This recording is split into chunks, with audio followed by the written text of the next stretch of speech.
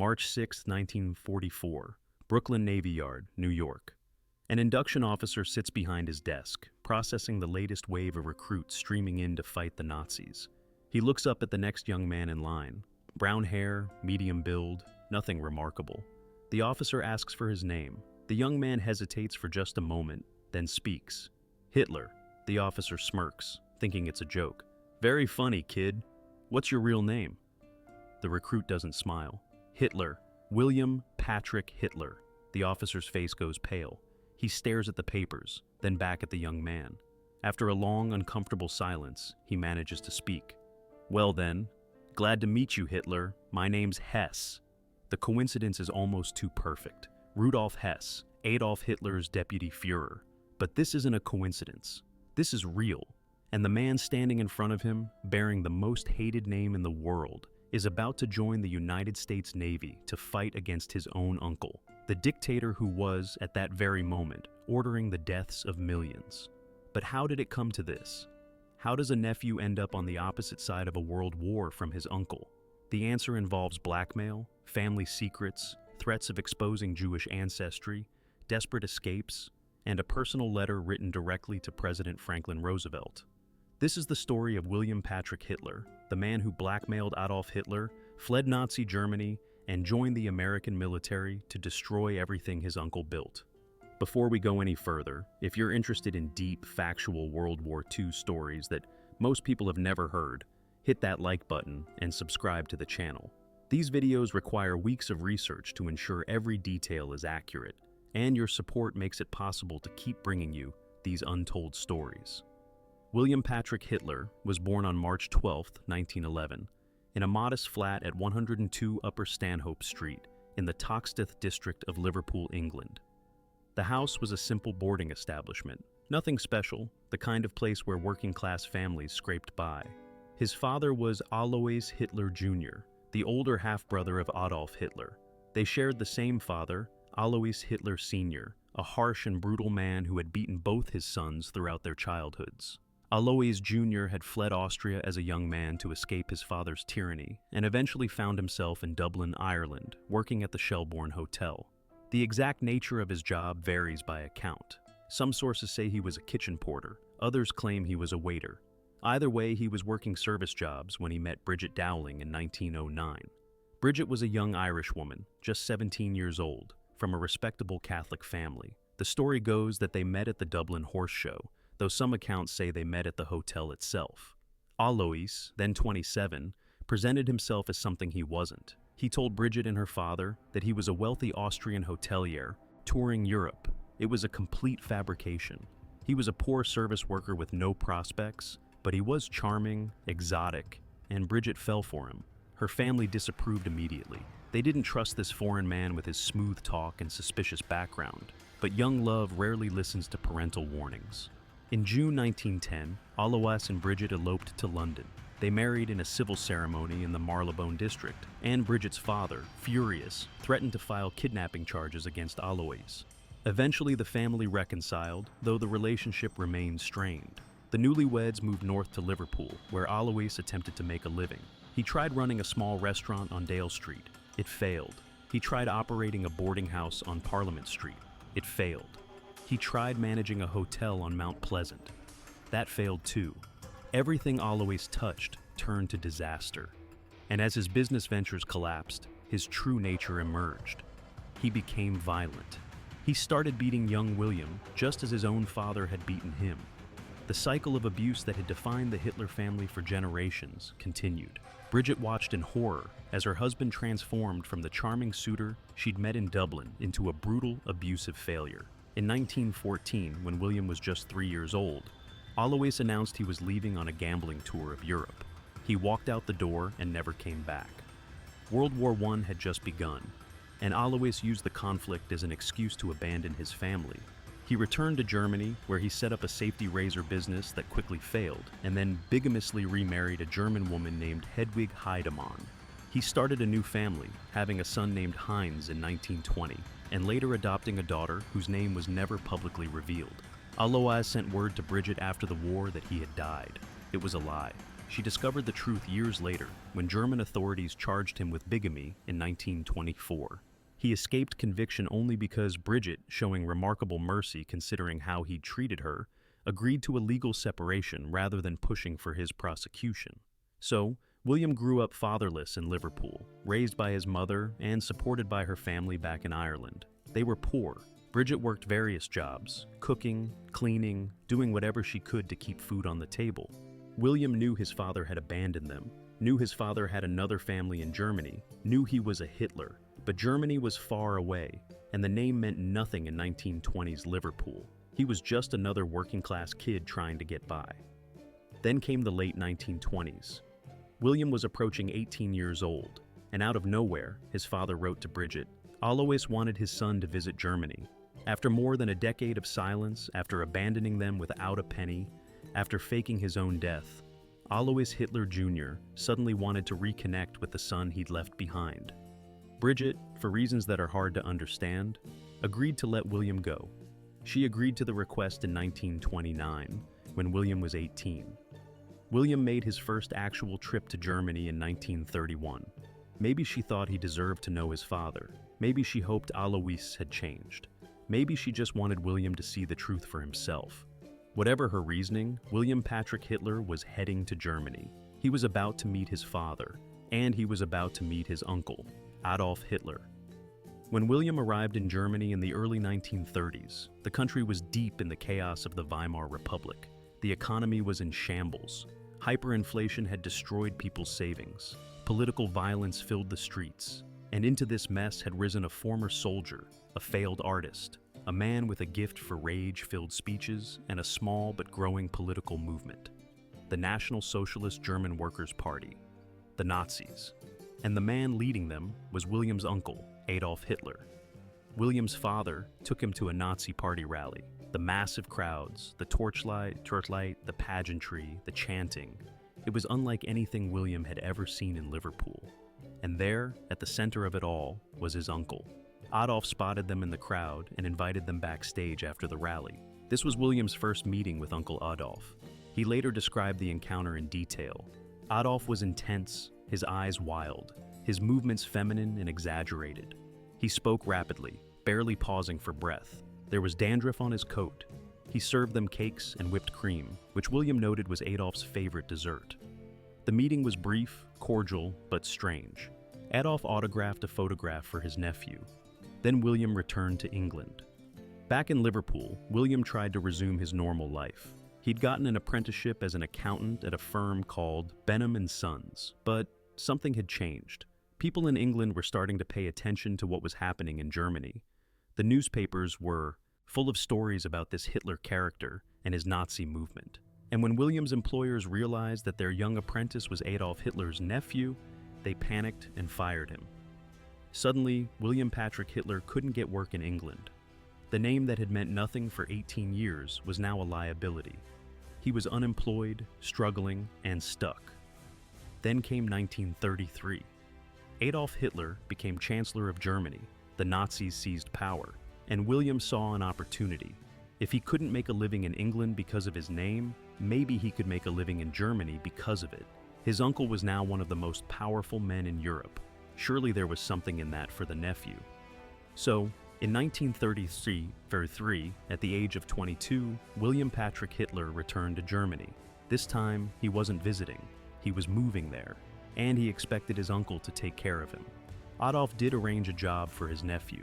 He got William a position at the Reich Credit Bank, the Reichsbank, in Berlin.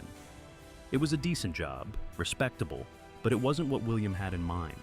He'd come to Germany expecting his connection to the Chancellor would open doors, would give him access to power, wealth, influence. Instead, he was a low-level bank employee, sitting at a desk, processing paperwork. William was not satisfied. He started writing letters to his uncle, asking for a better position, something worthy of being Adolf Hitler's nephew. Adolf was careful. He didn't want to be accused of nepotism, of using his power to benefit his family. He had publicly stated, "I didn't become chancellor for the benefit of my family. No one is going to climb on my back." The Nazi leadership prided itself on the idea of meritocracy, at least in theory. and Adolf couldn't be seen as the kind of leader who handed out jobs to relatives. So he moved William to a different job, an Opel automobile factory. William worked there for a while, then Adolf arranged for him to become a car salesman.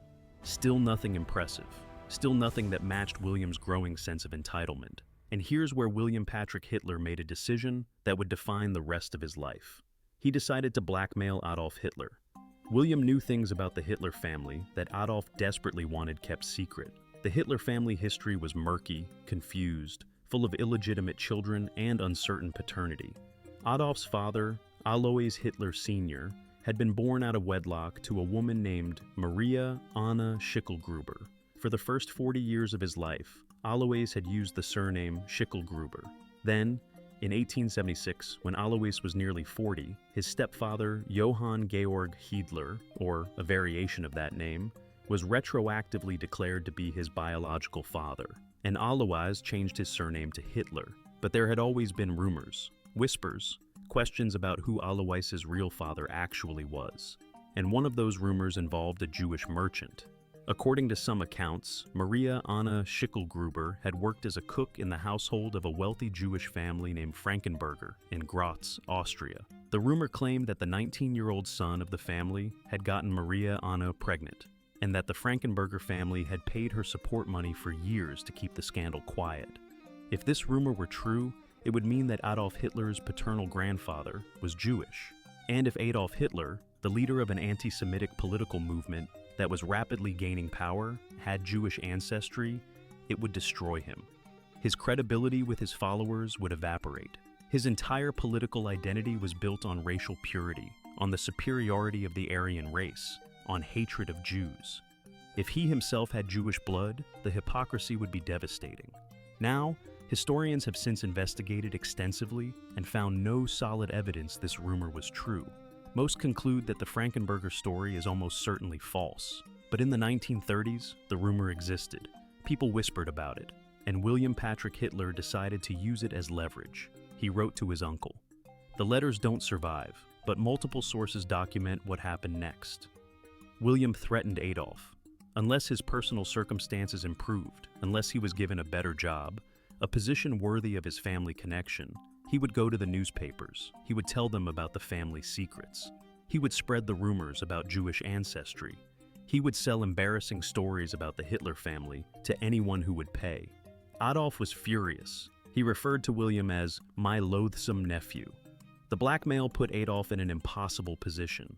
He couldn't give William a high-ranking job without appearing to engage in nepotism. But he also couldn't allow William to spread these rumors. So Adolf did what he could. According to some accounts, William's salary at his various jobs was increased. The blackmail was working, but it wouldn't work forever. And in 1938, Adolf made William an offer, a high-ranking position in the Nazi government, real power, real money, everything William had been asking for. But there was one condition. William had to give up his British citizenship and become a German citizen. William, despite his opportunism and his blackmail, wasn't stupid. He realized immediately that this was a trap. If he gave up his British citizenship and became a German citizen, he would be trapped in Germany. Adolf would have complete control over him. He could be silenced permanently. He could disappear into a concentration camp, or simply vanish one night, another victim of the regime's brutality. William refused the offer, and then he made the smartest decision of his life. He fled Germany. In 1938, William Patrick Hitler left Nazi Germany and returned to London. He was done trying to exploit his uncle's power. He'd seen enough. He'd watched the Nazis consolidate control. He'd watched the violence, the book burnings, the beginnings of what would become the Holocaust, and he wanted no part of it. But before he left, he made one final threat, one last attempt to squeeze something out of his uncle. He told Adolf that if anything happened to him, if the Nazis tried to harm him or his mother, he would go public with the Jewish grandfather story. He would tell the British press. He would tell the American press. He would make sure the whole world knew. Adolf let him go, probably because he calculated that keeping William quiet was worth more than punishing him. But Adolf's fury at his nephew never faded. From that point on, whenever Adolf mentioned William, it was always the same phrase, "my loathsome nephew." William returned to London and immediately went on the offensive. In 1939, he wrote an article for Look magazine titled "Why I Hate My Uncle." It was explosive. In the article, William described his interactions with Adolf in detail. He wrote about visiting Adolf's home at Berchtesgaden in 1936, where he saw Adolf entertaining very beautiful women at tea. When Adolf noticed William and his companions in the garden, he strode up, slashing a whip as he walked, and taking the tops off the flowers. Adolf took that opportunity to warn William to never again mention that he was his nephew. William described another encounter where Adolf sent for him and was in a brutal temper. Walking back and forth, brandishing his horsehide whip, Adolf shouted insults at my head as if he were delivering a political oration. William wrote, "Pacing up and down, wild-eyed and tearful, he made me promise to retract my articles and threatened to kill himself if anything else were written on his private life." The article painted Adolf as unstable, violent, vain, petty, and ultimately dangerous. William concluded, "I believe he has created a Frankenstein which even he perhaps cannot stop. I think he has it in his power to destroy European civilization and perhaps that of the entire world." This was published in 1939, months before Germany invaded Poland and started World War II. William's prediction was chillingly accurate, but writing articles attacking Adolf Hitler while living in England as war approached created a new problem for William. He was Adolf Hitler's nephew, and England was preparing for war with Germany. People looked at him with suspicion. Who was this young man with the Hitler name, suddenly speaking out against his uncle? Was he genuine, or was he a Nazi spy playing a role? William wanted to prove his loyalty to Britain. He wanted to fight. So, he tried to enlist in the British Army. They rejected him. The military didn't trust him. His name was Hitler. His uncle was Adolf Hitler. No matter what he said, no matter what he wrote, they couldn't take the risk that he might be a German agent. William was devastated. Here he was, desperate to fight the Nazis, and his own attempt to distance himself from his uncle was being thrown back in his face. Then came an offer that changed everything. William Randolph Hearst, the powerful American newspaper magnate, invited William and his mother Bridget to come to the United States. Hearst had a plan. He would sponsor William on a lecture tour across America. William would give speeches about his uncle, about the Nazis, about the danger they posed. It would be propaganda, yes, but propaganda for a good cause. William and Bridget sailed to America in January 1939. They arrived in New York and began the lecture tour. William spoke to packed audiences. He told stories about Adolf, about life in Nazi Germany, about what was really happening under the surface of the Third Reich. Americans were fascinated. Here was Adolf Hitler's own nephew, denouncing him in public. But then September 1939 arrived. Germany invaded Poland. Britain and France declared war on Germany. World War II had begun. And suddenly, William's lecture tour didn't seem so important anymore. Hearst ended the sponsorship. The speaking engagements dried up. William and Bridget were stranded in America. They had no jobs, no income, no clear path forward. And once again, William Patrick Hitler found himself unemployed and struggling because of his name. But he still wanted to fight. He'd been rejected by the British Army. Now he would try the American military. William tried to enlist in the United States Armed Forces. They rejected him too. For the same reasons the British had. They didn't trust him. How could they put a man named Hitler, a man who was Adolf Hitler's nephew, into the American military? What if he was a spy? What if he sabotaged missions, passed information to the Germans, undermined the war effort from within? William was desperate. He'd fled Nazi Germany. He'd publicly denounced his uncle. He'd written articles exposing Adolf's instability, and still, no one would let him fight. So, William did something extraordinary. On March 3, 1942, he sat down and wrote a letter, not to a recruiter, not to a general, to the President of the United States, to Franklin Delano Roosevelt himself. The letter is remarkable. William wrote, "I am the nephew and only descendant of the ill-famed Chancellor and leader of Germany, who today so despotically seeks to enslave the free and Christian peoples of the globe," he continued. "Under your masterful leadership, men of all creeds and nationalities are waging desperate war to determine, in the last analysis, whether they shall finally serve and live in ethical society under God or become enslaved by a devilish and pagan regime." Then William got to the heart of his request. All my relatives and friends soon will be marching for freedom and decency under the stars and stripes. For this reason, Mr. President, I am respectfully submitting this petition to you to inquire as to whether I may be allowed to join them in their struggle against tyranny and oppression. He explained his attempts to join the British military. The British are an insular people, and while they are kind and courteous, it is my impression, rightly or wrongly, that they could not in the long run feel overly cordial or sympathetic towards an individual bearing the name I do. He acknowledged the problems his name created, but he insisted on his loyalty, on his desire to fight, on his right as a human being to stand against evil, even when that evil was perpetrated by his own family. The letter reached President Roosevelt, and Roosevelt took it seriously. He ordered the FBI to conduct a thorough background investigation of William Patrick Hitler. FBI agents interviewed William extensively. They interviewed Bridget. They looked into every aspect of William's life, his travels, his associations, his writings. They tried to find any evidence that he might be a Nazi sympathizer, a German agent, a security risk. They found nothing. William had been telling the truth. He hated his uncle. He hated the Nazis. He genuinely wanted to fight them.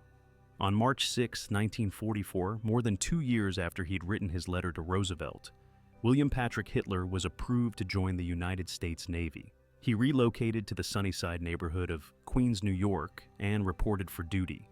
According to widely reported accounts, when the induction officer asked his name, and William said Hitler, the officer, thinking it was a joke, replied, "Glad to see you, Hitler. My name's Hess." The coincidence was almost unbelievable. Rudolf Hess was Adolf Hitler's deputy Führer until 1941, when he had flown to Scotland on a bizarre solo peace mission and been captured by the British. And now, here was an officer named Hess, inducting a man named Hitler into the United States Navy. William was assigned to serve as a pharmacist's mate, a position that was later renamed hospital corpsman. It was medical support, tending to wounded sailors, administering medications, assisting doctors. It wasn't frontline combat, but it was essential work. And William threw himself into it. He trained hard. He followed orders. He did everything asked of him. And his fellow sailors, once they got over the initial shock of his name, accepted him. He was just another guy trying to do his part. William served in the Pacific Theater for 3 years. The details of his service are somewhat unclear because complete records are difficult to verify, but what multiple sources document is that William Patrick Hitler served honorably as a hospital corpsman. At some point during his service, William was reportedly wounded, taking shrapnel to his leg in an incident serious enough to require medical treatment. Most historical accounts state that for his service and injuries, William Patrick Hitler was awarded the Purple Heart, though some recent investigations have noted difficulty in locating official documentation of this award. Regardless of the medal's verification, what is certain is that William Patrick Hitler, Adolf Hitler's nephew, served honorably in the United States Navy, fighting against Nazi Germany. William served until 1947, when he was discharged from the Navy. The war in Europe had ended in May 1945. Adolf Hitler, trapped in his bunker in Berlin as Soviet troops closed in, had committed suicide on April 30th, 1945. The Third Reich had collapsed, the Nazi Empire was destroyed, and William Patrick Hitler, the loathsome nephew, had survived. He'd fought on the winning side. Now came the question of what to do next. William knew he couldn't keep the name Hitler, not in post-war America, not with the full horrors of the Holocaust being revealed. 6 million Jews murdered, millions of others dead in the camps and the killing fields. The name Hitler had become synonymous with ultimate evil. No one would hire a man named Hitler. No one would rent to a man named Hitler. No one would associate with a man named Hitler. So, William Patrick Hitler became William Patrick Stewart Houston. The name was carefully chosen.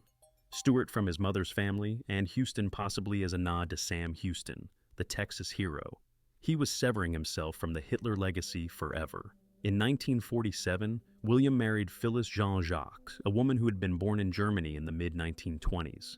It's one of the many ironies of his life that he married a German woman after everything he'd been through.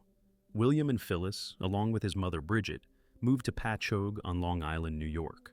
They found a modest 2-story clapboard house at 71 Silver Street. William, using the medical training he'd received in the Navy, established a small business called Brookhaven Laboratories. He analyzed blood samples for hospitals, running tests from his home laboratory. It wasn't glamorous work, but it was honest. It paid the bills. It allowed him to support his family, and it kept him out of the public eye. William and Phyllis had 4 sons. The first, born in 1949, was named Alexander Adolph Stuart Houston. Yes, Adolph. Even after everything, even after the war, even after the Holocaust, William gave his firstborn son the middle name Adolph. It's difficult to understand why. Perhaps it was a way of reclaiming the name from the evil his uncle had attached to it. Perhaps it was honoring some other Adolph in the family. Perhaps it was simply a moment of inexplicable judgment. Whatever the reason, the name was there. The other 3 sons were Louis, born in 1951, Howard Ronald, born in 1957, and Brian William, born in 1965. William lived quietly in Patchogue for the next 40 years. His neighbors knew him as Pat Stuart Houston. He was friendly, respectable, ran his little laboratory business from home, but some of them noticed something odd about him. He looked familiar. There was something about his face, his mannerisms, his appearance that reminded them of someone. One neighbor, years later, recalled her father saying, "Doesn't Patty look a lot like Adolf Hitler? I just saw Patty mowing the lawn, and he turned around real quick, and my God, he looked exactly like Hitler." The resemblance was there. The genetics were undeniable. But William never talked about his past. He never told his neighbors who he really was. He'd buried the Hitler name, buried the history, buried the connection. He wanted to be just another American, living a normal life, raising his kids, running his business. And for the most part, he succeeded. His sons grew up without knowing much about their father's past. William didn't talk about it. Phyllis didn't talk about it. Bridget, who lived with them until her death in 1969, didn't talk about it. The family secret was kept within the family, but the outside world hadn't forgotten. In 1973, journalist Michael Unger published Bridget Dowling's memoirs in the Liverpool Daily Post. The story of Adolf Hitler's Irish sister-in-law and her son William, who'd fought in the US Navy against his uncle, became public. People were fascinated. William refused all interview requests. He didn't want publicity. He didn't want to be William Patrick Hitler again. He'd left that person behind 30 years earlier. In 1979, Bridget's full memoirs were published as a book, The Memoirs of Bridget Hitler.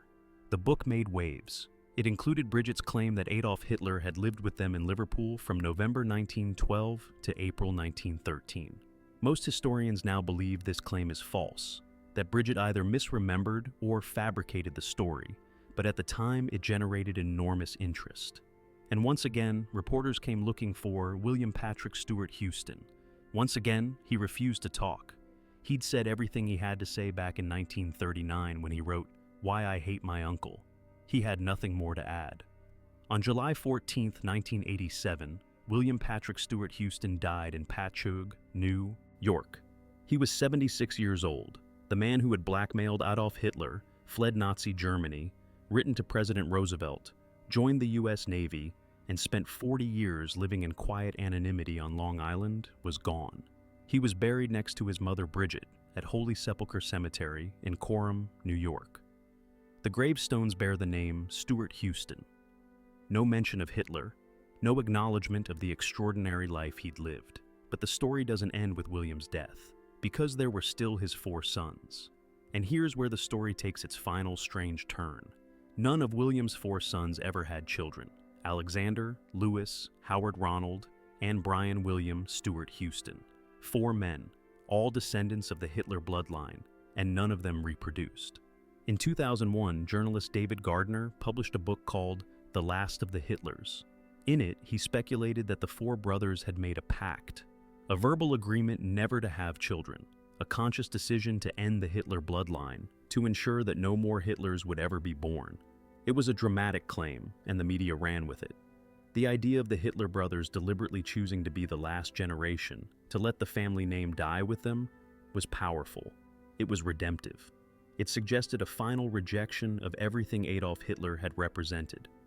But Alexander Stuart Houston, the oldest brother, denied it. In interviews, he stated that there was no pact. He said that Howard Ronald had been engaged before his death and had been planning to have children. Another brother had also been engaged, but The relationship had fallen apart when the family history became public. The Hitler connection had destroyed the relationship. As for why none of them had children, Alexander suggested it was simply the way things worked out. Not a conspiracy, not a pact, just four men whose lives hadn't led to children. But whether intentional or not, the result is the same. The Hitler bloodline, at least through William Patrick's line, has ended. Alexander Adolf Stuart Houston became a social worker.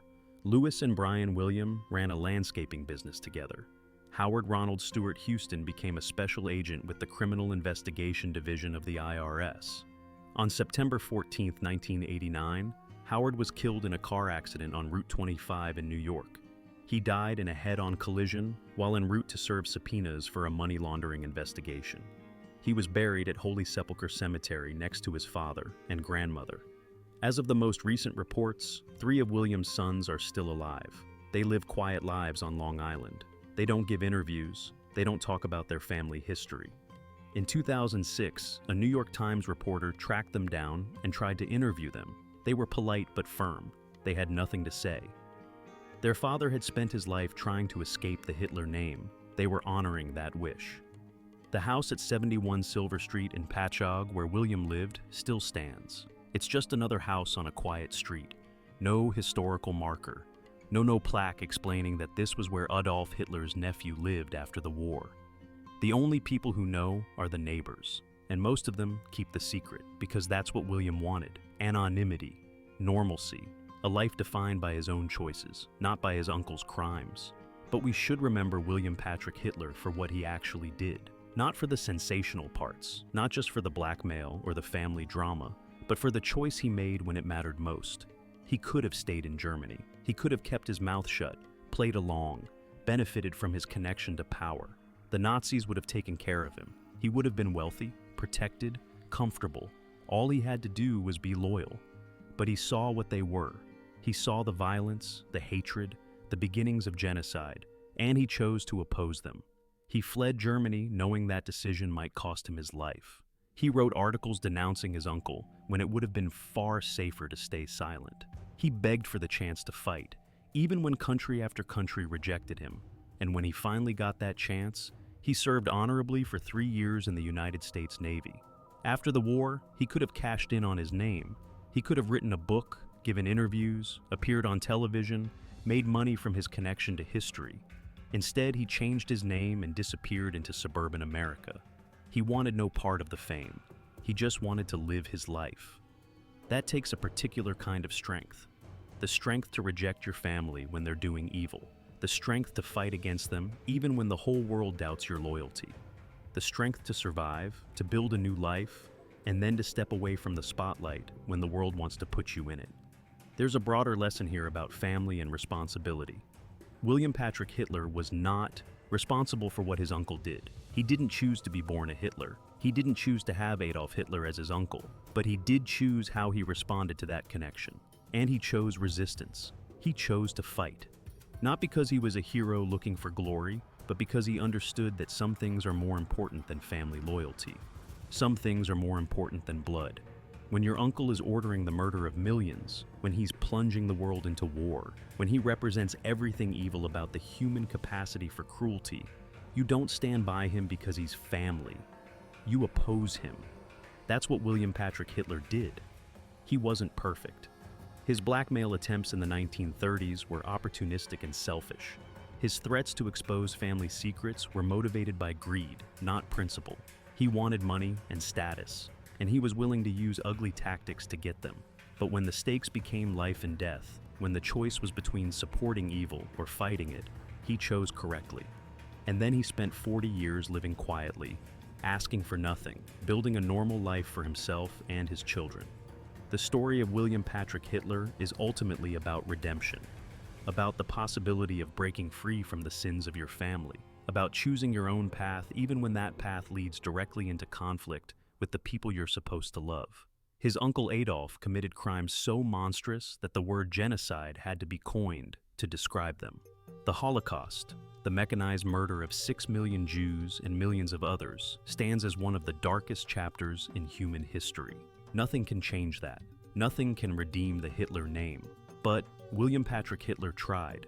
He fought on the right side. He served his country honorably to oppose what his uncle built.